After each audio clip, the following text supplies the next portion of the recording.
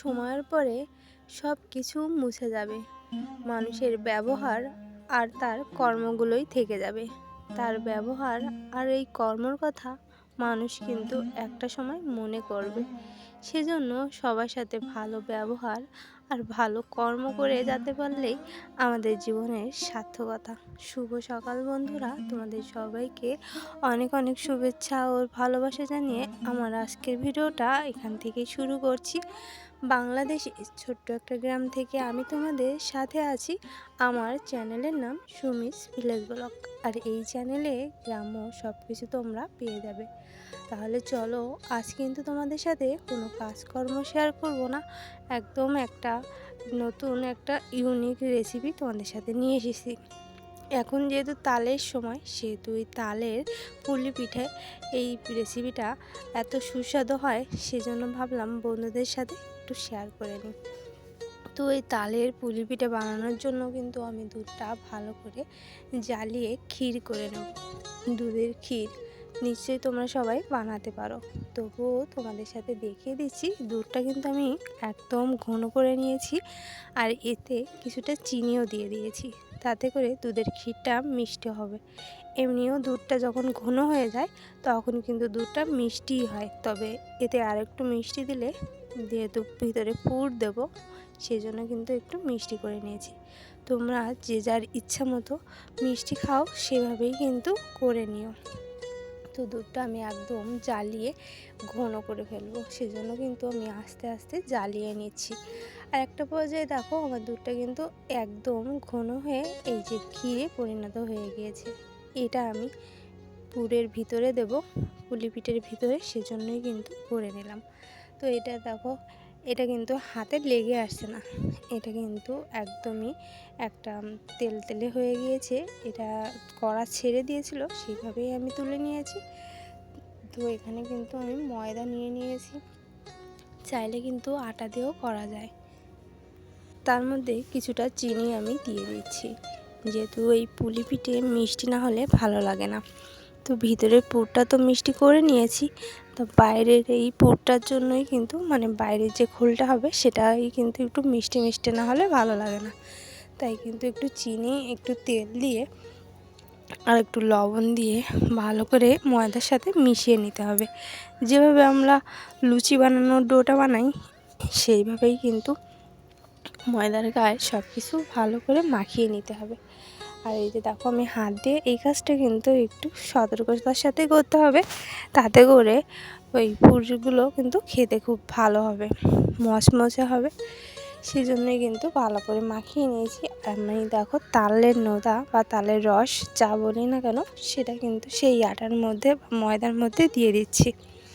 তালটা কিন্তু আমি আগেই চিনি দিয়ে জ্বালিয়ে নিয়েছিলাম, তোমরা যদি চাও না জ্বালিয়েও রাখতে পারো। তো আমারটা জ্বালানো ছিল, সেজন্য কিন্তু আমার অল্প জল লেগেছিলো। আর সেই সব কিছু দিয়ে দেখো একটা রুটির ডো বা লুচি বানানোর ডোর মতো করে নিয়েছি। তোমরাও কিন্তু এভাবে করে নিও। আর এটা দেখো, একদম সফট একটা ডো হয়েছে। সেটা আমি একটু 10 মিনিটের জন্য কিন্তু ঢেকে রাখতে হবে। 10 মিনিট পর তারপরে কিন্তু এটা করতে হবে, কারণ ওই ময়দাটা বা আটাটা তোমরা যা দিয়ে করো না কেন, সেটা কিন্তু একটু সেট হওয়ার জন্য সময় দিতে হয়।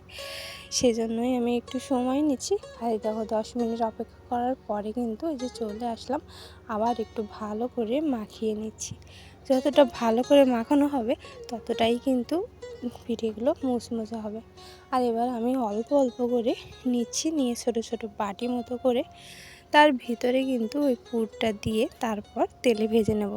তোমরা সবাই হয়তো পুলি পিঠেগুলো ভাজতেই পারো, তো সেরকম শেপে করে নিয়ে সেগুলো তৈরি করে নিতে হবে। যে যার মতো শেপ করে নিতেই পারো। পিঠেগুলো যে একদম ওরকমই হবে তা কিন্তু না।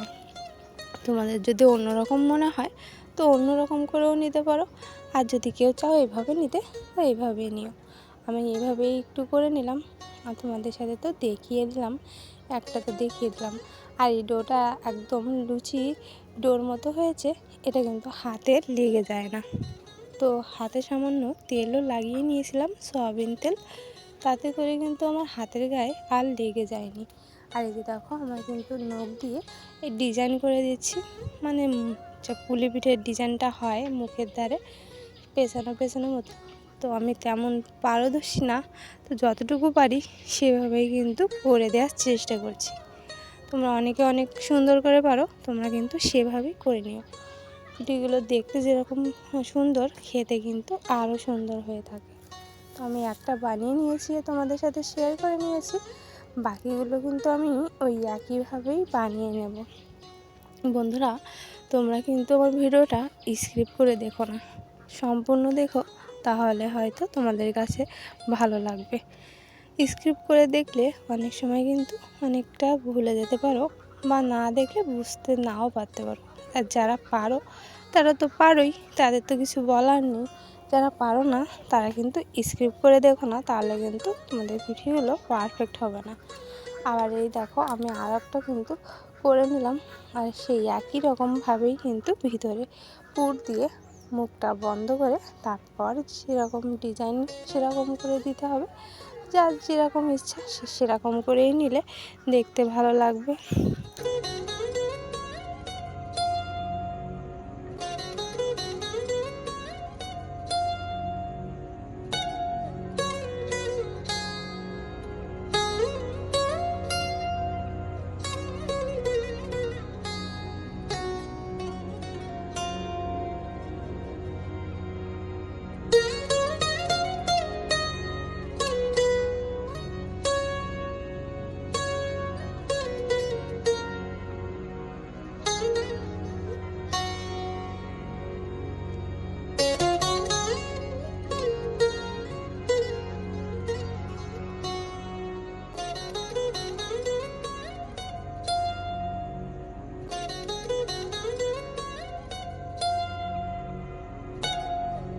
এবার সয়াবিন তেল গরম করে তার মধ্যে কিন্তু ওই পিঠেগুলো দিয়ে ভেজে নেব।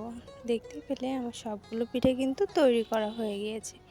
এবার ওই তেলটা ভালো করে গরম করে নিয়ে তার মধ্যে কিন্তু পিঠেগুলো দিয়ে দিচ্ছি।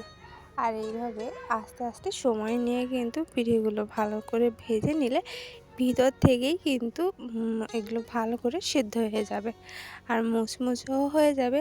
যখন ঠান্ডা হবে তখন কিন্তু হয়ে যাবে। আমি যে তালটা আটিয়ে নিয়েছিলাম সেটা করে নিলে না তালের ওই তিতে ভাবটা থাকে না, আর অনেক সময় ডাইরেক্ট তালটা দিলে তাতে তিতো ভাবটা লাগতে পারে। সেজন্য তোমরা চেষ্টা করো তালটা আটিয়ে তারপর কিন্তু ময়দার সাথে ব্যবহার করতে, তাহলে তালের ওই তিতা ভাবটা থাকবে না। আর এই যে দেখো, আমি কিন্তু অল্প সময় ধরে ধরে ভেজে নিচ্ছি, আর এই অল্প অল্প করে দিচ্ছি।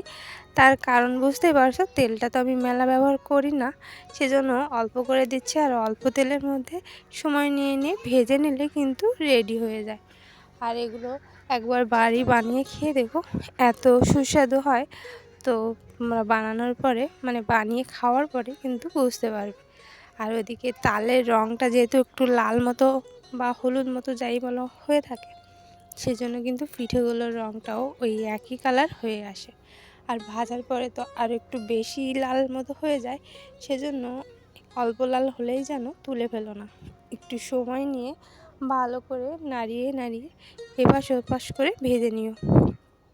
যদিও এই পিঠাগুলো ভাজতে কিন্তু বেশি সময় লাগে না, খুব দ্রুতই কিন্তু গাটা লাল হয়ে আসে, কিন্তু একটু অল্প জাল দিয়ে সময় নিয়ে ভাজলে ভিতর থেকেই কিন্তু মুচমুচে ভাবটা চলে আসে। সেজন্য কিন্তু এভাবে আস্তে ধীরে ভেজে নিতে হবে।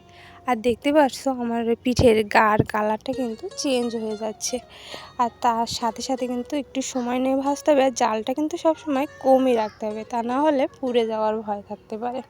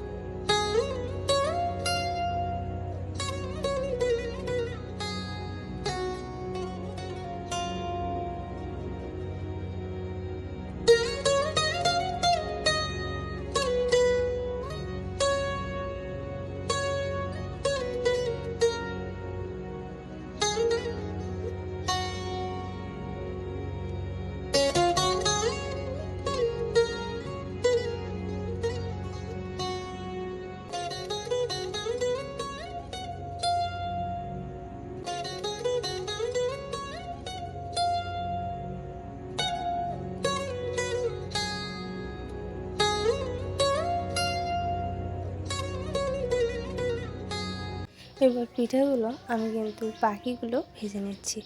অল্প অল্প করে তেল দিয়ে অল্প অল্প করে পিঠেটাই কিন্তু আমি ভেজে নিচ্ছি, সেজন্য কিন্তু এই 3 বার মতো ভেজে নিচ্ছি। আর তোমাদের সাথে দেখিয়ে দিলাম প্রথমবারেই কিন্তু পিঠের গাগুলো লাল হয়ে গেল। আর এবার দেখো অল্প তেলে আস্তে আস্তে ভেজে নিচ্ছি, বারবার উল্টে পাল্টে দিচ্ছি। তেলটা একটু বেশি দিলে কিন্তু এই বারবার ওলট পালট, তেলটা একটু কম দিলে স্বাস্থ্যের জন্য উপকার, আবার বেশি দিলে পিঠেগুলো ভাজার জন্য ভালো। যাই হোক, আমার কিন্তু ভাজা হয়ে গিয়েছে। এই যে দেখো, আমি পিঠেগুলো সব ভেজে নিয়েছি। আর পিঠের গার কালারটা দেখতে পাচ্ছ, তালের রং যেহেতু, সেই জন্য কিন্তু এতটাই লাল হয়েছে। এবার দেখো পিঠের ভিতরটা কতটা মুচমুচে হয়েছে, আর ভিতরের ক্ষীরটা কিন্তু একদম পিঠের গায়ে লেগে গিয়েছে। তো সেই ক্ষীরের জন্য কিন্তু খেতে বেশি সুস্বাদু হয়েছে। চাইলে কিন্তু তোমরা এর মধ্যে নারকেলের পুরো দিতে পারো, সুজির পুরো দিতে পারো, যার যা খুশি। ভিতরে কিন্তু এভাবে পুর দিয়ে এই তালের পুলি পিঠেগুলো বানিয়ে খেয়ে দেখো, অনেক সুস্বাদু হয়। আর কতটা মুচমুচে হয়েছে তাই তোমাদের একটু নাড়িয়ে দিলাম। আর এই পিঠেটা না, আমার ভাঁজ করাটা একটু ফাটা হয়ে গিয়েছিল, সেজন্য ভাজতে যেয়ে ওর বাইরেটা কিন্তু ওইভাবে ফেটে গিয়েছিল। আর ভিতরটা দেখো একদম নরম তুলতুলে। এই পিঠেটা এইভাবে বানিয়েও কিন্তু অনেক সময় চিনির রসে দেওয়া যায়। যাই হোক, আমি এইভাবে বানালাম। কেমন লাগলো তোমাদের রেসিপি কমেন্টে জানাতে ভুলো না। সবাই ভালো থেকো, সুস্থ থেকো।